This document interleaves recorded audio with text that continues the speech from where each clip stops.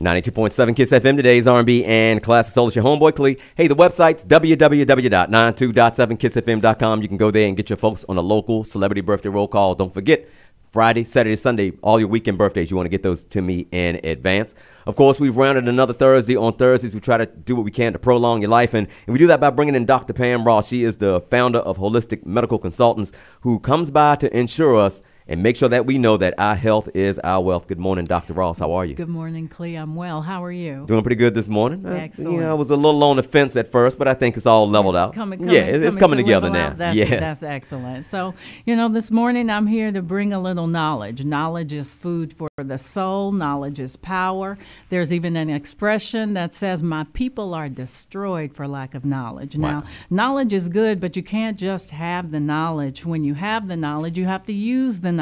Okay. So when you know better, you've got to do better. Okay. So I'm excited today. I got a hit on the website, a question from my website. All right. And a 49-year-old woman sends me this. She says, I'm 49 years old and suffering with slightly elevated blood pressure.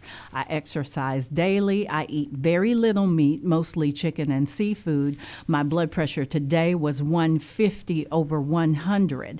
I don't feel bad, but it's high like this. It's been high like this for a while. What can I do? Okay. Well, this is, I still say young, 49-year-old woman who's got numbers that are pretty high. 150/100 is considered high blood pressure. And if you get those measures over a sustained period of time, that does represent potentially hypertension. It's very important. What I'm giving today is some basic information so that people can talk with their primary care physicians about next steps and things to do. Okay. But let's talk a little bit about hypertension, more or less in terms of the cause. And I've got a list of things that are contributors to hypertension. I don't think there's one thing that does it. Sometimes we look for the one. Sometimes many factors add on, build up. Okay. We call it multifactorial. So age. Cannot do nothing about age. We need to praise that we get older, right? Okay, yes. So that's a good thing, age, but that's out of our control. Stress. So, when our sympathetic nervous system gets aggravated, stress. Now, some stress we can control. And, let me not put it like that. Let me just say this.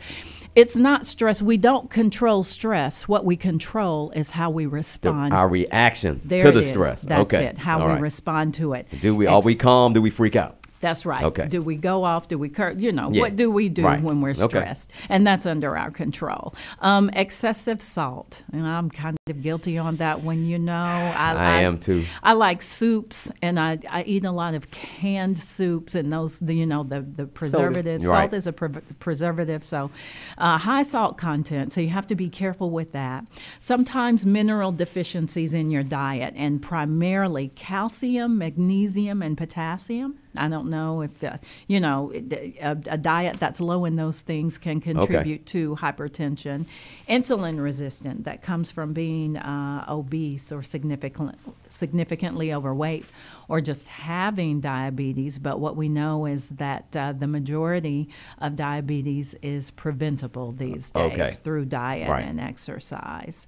And then there are some medications, steroids, birth control pills, all types of things that all these things can contribute as well. Contribute, absolutely. And then we'll talk about this in more detail, but the energy drinks. Yeah, scared of them. Yeah, scared of them. Exactly. Right. They are scary, but these are things that can contribute. So my advice would be to make sure, kind of go over the things that I just mentioned, review your life, look at these things, and talk with your family doctor about adjustments that you might be able to make. But specifically, you want to limit the caffeine, limit the alcohol, try to avoid the processed foods, do your best to maintain an optimal weight, and then relax. Meditate, pray, yoga, exercise, dance, kickbox, whatever works, but keep your body moving.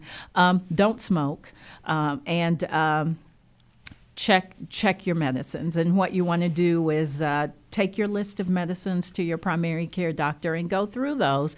And then it might also be time, if 150 over 100 is consistent and real, it might be time for some you medication. To go on some pharmaceutical medications. So now exercise is a great stress reliever, right? Absolutely. Right. Absolutely. And people might not think of it because you exert yourself, but it helps to relieve all that stuff. Absolutely. Exercise, if there's one thing that a person can do to really improve their health, I would put exercise toward the top of that list. And it's not about just going to the gym and joining a gym. You don't have to go to a gym. You get up, you turn on your radio show, you groove to the music for a little while, get your groove on, and there. And then you've done, you got the blood flowing. You've exercised. Keep it moving. Move your body. So I guess a good thing today, if you had these problems, and what I can sum up from this is, number one, you want to, when you go to talk to your physician, you take your list of medicines and talk to them. Another thing is to go through that assessment first, and maybe I have a little stressed out. Maybe I do eat too much salt. Check, and then you can talk to the doctor and they can help you find your way. The more educated you are about your own health, the more you can help your doctor take better care of you. And there's no reason you can't tell your doctor about your body, because it's yours. Nobody knows it better than you. All right. Thank you very much. Dr. Ross, where can folks reach you with questions just like the lady sent you? Okay. On my website, www.drpamelaross.com. Thank you very much. Have a great day. Thank you. You too. Bye-bye.